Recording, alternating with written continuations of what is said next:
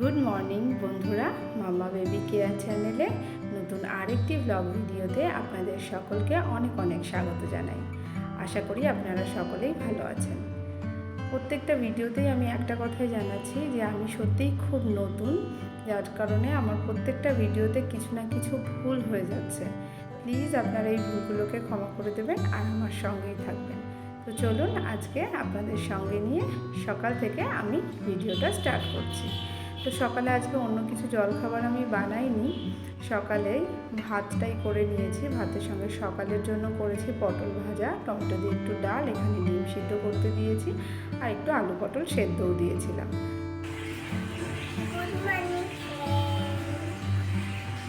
তো দেখুন, মেয়ের খুব ইচ্ছে সে একবার গুড মর্নিং বলবে সকলকে, তাই জন্য ওকে বলতে দিলাম। আর এখানে সকালে মেয়ের খাবারও আমি দিয়ে দিয়েছি। হ্যাঁ, পটল আজকে একটু বেশিই দেখতে মনে হচ্ছে, কারণ সত্যি কথা বলতে আমাদের এখানে কোনো রকম ফ্রিজ নেই, আর যেটা কিনে আনা হয় এখানে খুব তাড়াতাড়ি সবজিগুলো শুকিয়ে যায় বা পটলগুলো পেকে যায়, যে কারণে আমি আনার 2 দিনের মধ্যে কিন্তু খেয়ে ফেলার চেষ্টা করি। এবার যেহেতু আমরা এখানে অনেক লোক, মানে পার্সেনও কম, মেম্বার কম, তাই জন্য কিন্তু আমাদের একটু যে জিনিসটাই আনা হয় সেটা একটু বেশি বেশি করে খাওয়া হয়ে যায়। আর এখানে দেখুন, মেয়ে মুখে খাবার নিয়ে বসে আছে, কেন জানি না সকালের খাবারটাও একেবারেই খেতে চায় না, খুব দুষ্টুমি করে। তারপর এখানে এবার আলু পটলটা রান্না করতে শুরু করে দিলাম। একদম নর্মাল ঘরোয়া মশলাই আমি দিয়ে রান্না করেছি। প্রথমে ভেবেছিলাম চিংড়ি দিয়ে করব, কিন্তু চিংড়ি আর আনা হয়নি বলে নর্মালি করেছি, পেঁয়াজ রসুন আদা এইসব দিয়ে। আর সঙ্গে আমি না একটু নারকেল গুঁড়ো দিয়েছিলাম, ভীষণ সুন্দর হয়েছিল খেতে, আপনারাও কখনো করে দেখবেন। আর এখানে এই ফাঁকে একটুখানি মেয়ের জন্য বেদানা জুস বানিয়ে দিলাম। তারপরে এদিকেও দেখুন আমার আলু পটলটা রেডি হয়ে গেছে, আর খেতেও খুব ভালো হয়েছিল। তারপর দুপুরের খাবার দিয়ে দিয়েছি ওর পাপাকে, ওই একই রকম, শুধু আলু পটলটা এক্সট্রা হয়েছে, তাছাড়া বাদ বাকি আগের জিনিসগুলো দিয়ে খেতে দিয়ে দিয়েছি। এরপর দুপুরে খাওয়া দাওয়া সেরে মেয়ে একটু রেস্ট নিয়ে বিকেলবেলায় মেয়ে পার্কে যাবে বলে রেডি হলো। তো জানি না কেন আজকে মেয়ের পার্কে যাওয়ার কোনো মন হলো না। তো বিকেলে একটু অ্যাক্টিভিটির জন্য আমি ওকে এই কাজটাই লাগিয়ে দিলাম। আমার মনে হয় বাচ্চাদের দিয়েও মাঝে মাঝে এরকম টুকটাক করালে কি হয়, ওদেরও নেচারের প্রতি একটা ভালোবাসা তৈরি হয়। প্রথম দিকে না এই গাছগুলোকে আমার মেয়ে ভীষণ পাতাগুলো টেনে টুনে ছিঁড়ে ফেলতো, ফুলগুলো ছিঁড়তো, যাই ফুল হতো না কেন, এগুলো যদিও কোনো ফুলের গাছ নয়, বেশিরভাগই সব তুলসী গাছ। তারপরে একটা গাছ আছে যে গাছটা বাচ্চাদের কাফ সিরাপের কাজ করে, এই সমস্ত গাছ। তো যবে থেকে আমি একটু একটু ওকে যত্ন করাতে শিখিয়েছি, ও নিজে হাতে যখন যত্ন করে তখন কিন্তু আর ছেড়ে না।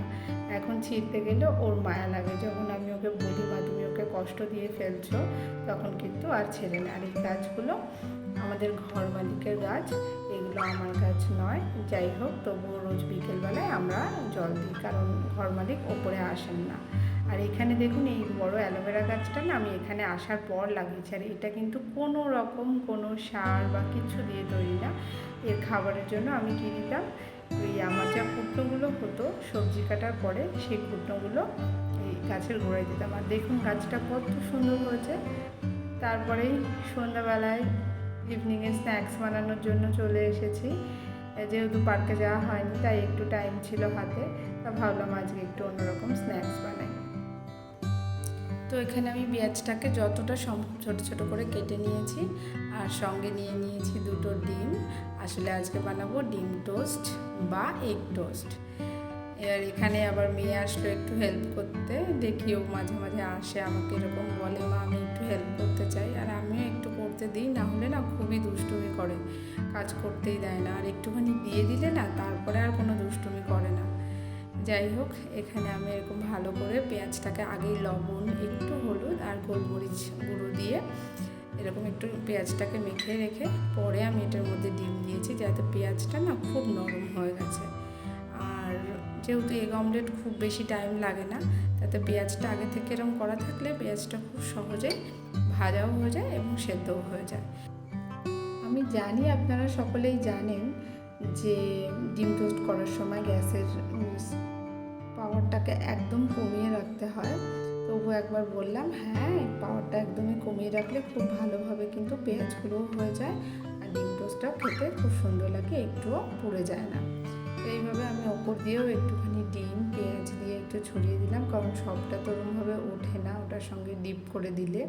তারপরে এটাকে উল্টে খুব আস্তে ধিমি জালে, এই দেখুন একদম ধিমি জালে আমি এগুলোকে খুব সুন্দরভাবে ভেজে নিয়েছি। এবং এখানে মা ও মেয়ের ইভিনিং স্ন্যাক্সটাও নিয়ে নিয়েছি। দেখুন কী সুন্দর লাগছে দেখতে। একটু হলুদ দিয়েছি তো, যে কারণে এত সুন্দর রঙটা এসেছে। আপনারাও কখনো একটু হলুদ দিয়ে করবেন, দেখবেন খুব সুন্দর লাগবে। আর সঙ্গে নিয়ে নিয়েছি একটু টকটকে চাপ। তারপর সন্ধ্যাবেলায় মেয়েকে একটু খাইয়ে দেবো। খাওয়া নিয়ে সবসময়ও একটু দুষ্টুমি করে, কেন জানি না। আমার মেয়ে খুব ভালো করে যে হ্যাঁ সব দিচ্ছি সব খেয়ে নেবে এরম না। যতই আলাদা আলাদা কিছু করে দিই ও খুব বেশি খাবার খেতে পছন্দ করে না, যে কারণেই হয়তো চেহারাটা একটু রোগা।